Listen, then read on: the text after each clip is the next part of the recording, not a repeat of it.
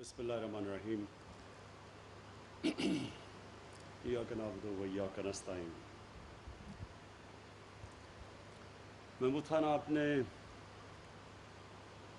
جو باتیں کی، میں صرف اپنی قوم کے سامنے، کیونکہ میڈیا کے اوپر یہ جاری ہوگی، میں یہ چاہتا ہوں کہ میری قوم یہ ساری باتیں سمجھ لے۔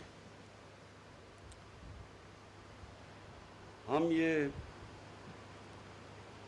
اس چیز کو ہم سمجھتے نہیں کہ یہ ایک بہت بڑا خواب کا نام تھا پاکستان۔ بدقسمتی سے جب بھی ہم نے اپنی زندگی میں سنا، تو کیونکہ میری تو عمر تقریباً پاکستان جتنی ہے، تو کبھی کسی نے اس خواب کو لوگوں کو ایکسپلین ہی نہیں کیا، سمجھایا ہی نہیں کہ یہ خواب کیا ہے۔ میں اس لیے یہ کہہ رہا ہوں کہ یہ آپ جب یہ چیز سمجھ جائیں گے تو آپ سمجھ جائیں گے کہ ہمارے ملک کا مقصد کیا تھا، اور یہ ہم کس راستے پہ چل رہے ہیں، اور ہمیں چلنا چاہیے تھا جو نہیں چلے۔ دیکھیں، نماز میں جب ہم پڑھتے ہیں، مجھے حیرت ہوتی ہے کہ کئی لوگوں کو یہ نہیں پتا کہ نماز میں وہ اللہ سے مانگتے کیا ہیں۔ ایک ہی چیز مانگتے ہیں کہ اللہ، دو زندگی میں راستے ہیں، ہمیں اس راستے پہ لگا جس پہ تو نے لوگوں کو جس پہ تو نے نعمتیں بخشی، دوسرے راستے پہ نہیں جو ایک انسان کے تباہی کا راستہ۔ یہ ملک کا بھی یہی ہے، ملک بھی دونوں راستوں پہ جا سکتا ہے، اپنے تباہی کے راستے پہ اور اس راستے پہ جس پہ اللہ کی نعمتیں بخشی گئی۔ مدینہ کی ریاست کے اوپر سب سے زیادہ اللہ نے اپنی نعمتیں بخشی تھی۔ دنیا کی تاریخ کا سب سے بڑا انقلاب تھا۔ ہمیں تاریخ ہی نہیں پتا، کبھی اس طرح کا چینج آیا ہی نہیں دنیا میں، اور اس لیے اللہ نے ہمیں حکم دیا کہ نبی صلی اللہ علیہ وسلم کی زندگی سے سیکھو، ان کے قدموں پہ، ان کے راستے پہ چلو، کیونکہ وہ ہماری بہتری ہے۔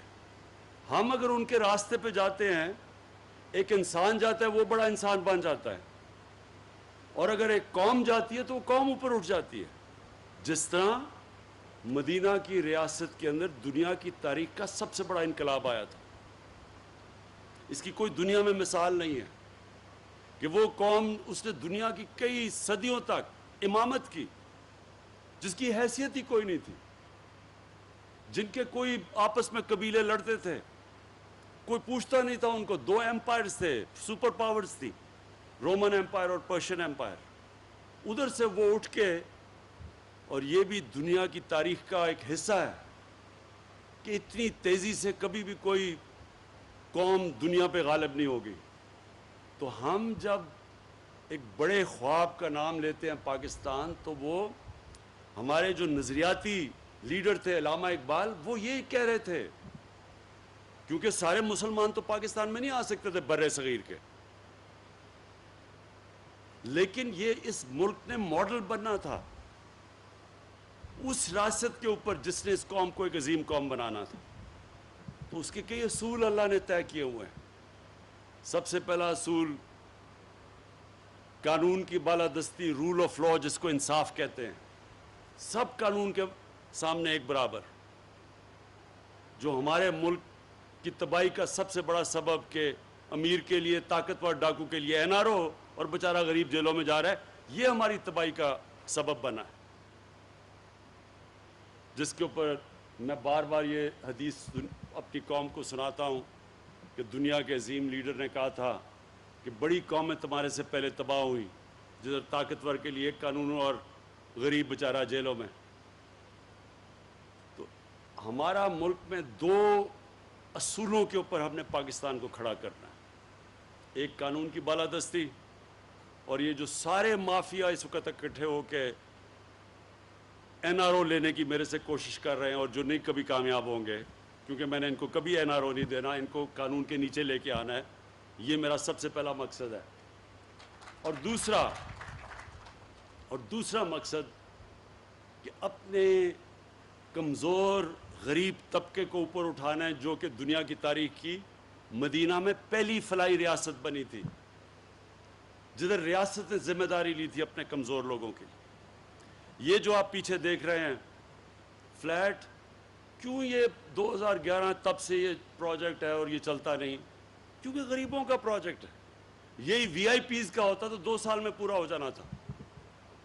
غریبوں ہیں، کسی کی آواز نہیں ہے، مزدور ہیں، ان کا پیسہ بھی کہیں اور چلا جاتا ہے، ان کی زمینوں بھی اور استعمال ہو جاتے ہیں، ان کے اوپر قبضہ گروپ بھی آ جاتا ہے، کیونکہ آواز نہیں ہے لوگوں کی، کمزور ہیں لوگ. ہماری ذمہ داری ہے ریاست کی کہ ہم اپنی کمزور طبقے کی ذمہ داری لیں، جس طرح مدینہ کی ریاست میں لی گئی تھی. تو انشاءاللہ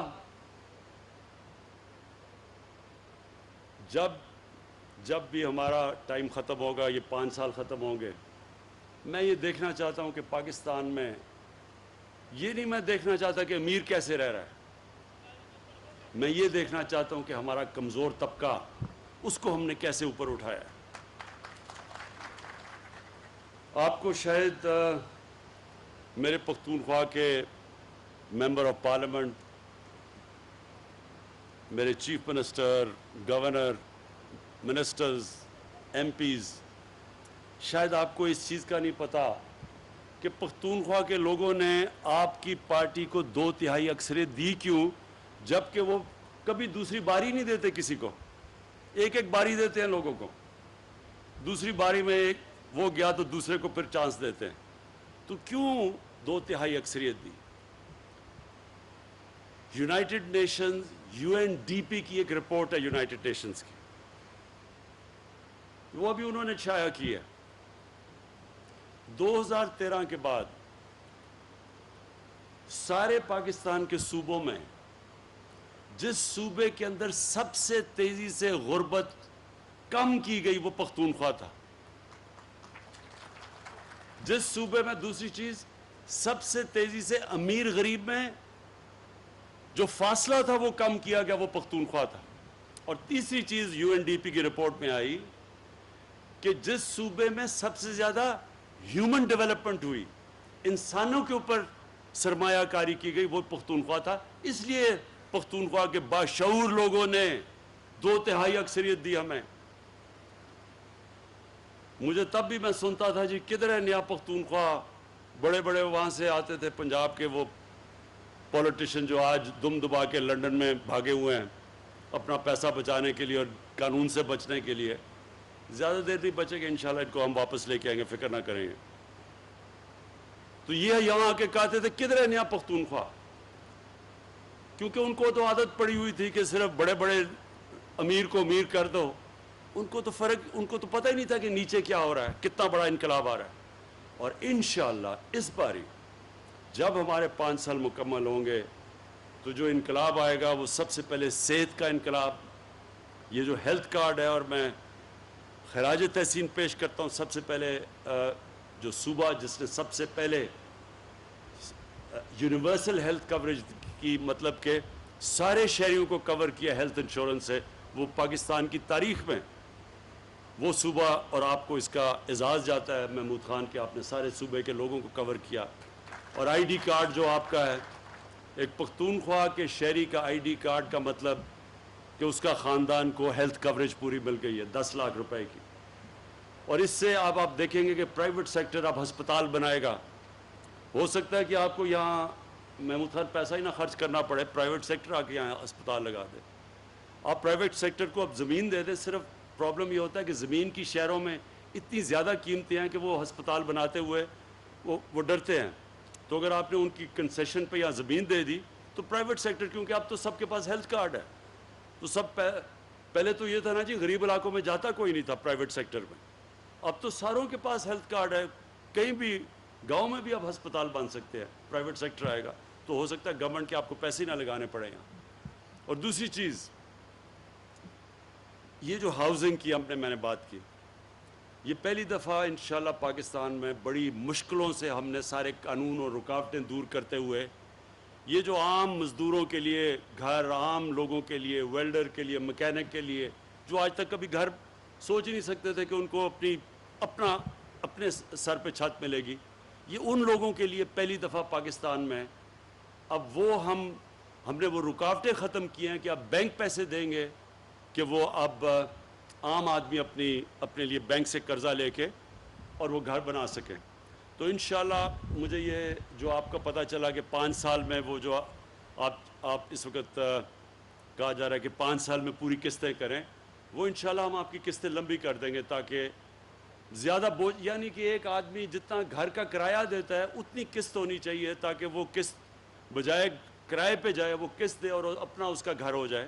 تو انشاءاللہ وہ میں اس کا پورا کروں گا. اور وہ جو آپ نے باقی آپ کی زمینیں پڑی ہوئی ہیں, جو لیبر کی زمینیں پڑی ہوئی ہیں, میں نیا پاکستان ہاؤسنگ کو خاص طور پہ جا کے آج ہی بلکہ کل پہنچ کے میں آفس میں تاکید کروں گا کہ آپ کے ساتھ بیٹھ کے ایک پارٹنرشپ کریں, تاکہ یہ جو جتنے بھی آپ کے یہاں ہم کنسٹرکشن شروع کر سکیں اور مزدوروں کے گھروں پہ, تاکہ ساری جگہ کام شروع ہو جائے.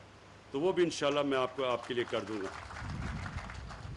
اور آخر میں مجھے جو سب سے زیادہ خوشی ہوئی وہ یہ کہ میں 2 سال پہلے آ کے گراؤنڈ بریکنگ کی تھی ممند ڈیم کی. تو آج جب میں نے وہ جو ممند ڈیم دیکھی ہے, ماشاءاللہ وہ پورا کرونا کے باوجود پورا اس کے اوپر کام ہو رہا ہے, اور 2025 میں یہ ڈیم بن جائے گی. اور اس ڈیم سے 17,000 ایکڑ زمین مزید پشاور کے علاقے میں اس کے اوپر سیراب ہو جائے گی, اس کے لیے پانی ہو جائے گا. پشاور کے لیے 300 ملین گیلن کا پانی آ جائے گا, کیونکہ پشاور کا پانی نیچے جا رہا ہے. تو اس سے پشاور کے لوگوں کو پانی کا بھی مسئلہ حل ہو جائے گا. اور پھر بجلی, جو بجلی یہاں سے ہوگی پشاور کے لیے, تو سستی بجلی ہمیشہ کے لیے آ جائے گی یہ ممند ڈیم سے. تو یہ بھی آپ کا مسئلہ حل ہو جائے گا. اور یہ ماشاءاللہ یہ ایک وہ پروجیکٹ ہے کہ 50 سال کے بعد یہ بڑی ڈیم پہلی پاکستان میں بنے گی. اس کے بعد مزید اور باشا ڈیم ہے, پھر آ کے 9 اور ڈیمز بن رہی ہیں پاکستان میں, کوئی بڑی ہیں کوئی چھوٹی ہیں. تو اگلے 10 سال تک, یعنی 2028 تک 10 ڈیمز بنیں گی پاکستان کے اندر, جس کے اندر ممند اور باشا ڈیم سب سے بڑی ڈیمز ہوں گی. پھر اس کے بعد داسو بھی بہت بڑی ڈیم ہے. تو یہ ایک پہلی دفعہ ہم نے اس کا نام رکھا ہے ڈیکیڈ آف ڈیمز, کہ 10 سال کے اندر ڈیمز جو کہ 50 سال پہلے ہمیں بنانی چاہیے تھی, وہ انشاءاللہ اب سارے پاکستان میں, کیونکہ آگے بہت بڑا مسئلہ آ رہا ہے پانی کا. اور پھر کیونکہ ہمارے فوڈ آبادی بڑی تیزی سے بڑھ رہی ہے, تو وہ فوڈ سیکیورٹی کا, تو اس کے لیے یہ جو واٹر ریزروائرز ہیں ان کی بہت ضرورت ہے, اور سستی بجلی کی ضرورت ہے. بدقسمتی سے ہم نے ڈیمز اور بنائی نہیں. پاکستان میں تو 50,000 میگا واٹ کا ہم پانی سے بجلی بنا سکتے تھے, اور ہم نے کیونکہ نہیں بنائی تو اتنی مہنگی بجلی آج پاکستان کو پڑ رہی ہے, اور قرضے بھی ملک کو بھی مقروض کیا ہوا ہے. تو یہ بھی مجھے آج بڑی خوشی ہے آپ کے مزدوروں کے لیے فلیٹس کا بھی, اور مجھے یہ بھی خوشی ہے کہ بالکل آج جو میں نے ممند ڈیم دیکھی ہے بالکل ٹائم پہ مکمل ہوگی 2025 میں.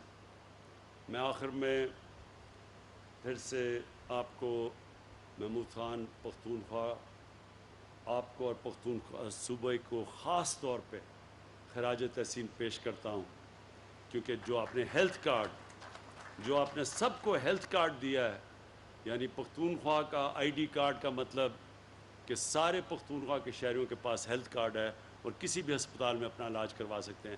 یہ ایک کمزور لوگوں کے لیے, غریب لوگوں کے لیے سب سے بڑی نعمت ہے, اور اس کی میں آپ کو خراج تحسین پیش کرتا ہوں.